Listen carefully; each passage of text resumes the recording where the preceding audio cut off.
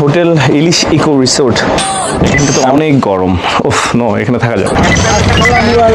ওয়ালাইকুম সালাম।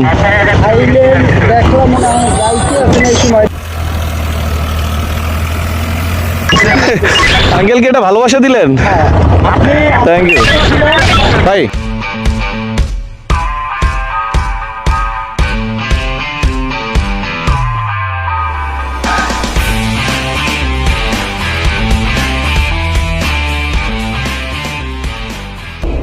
হোটেল ইলিশ eco resort. আমরা উঠেছিলাম হচ্ছে দোতলায়। আসলে দোতলা ঠিক বলা যায় না, দোতলার মতো।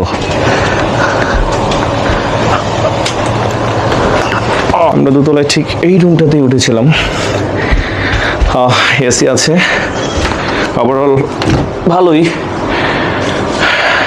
ইমন ভাই আগে ফোন চার্জ দিচ্ছে।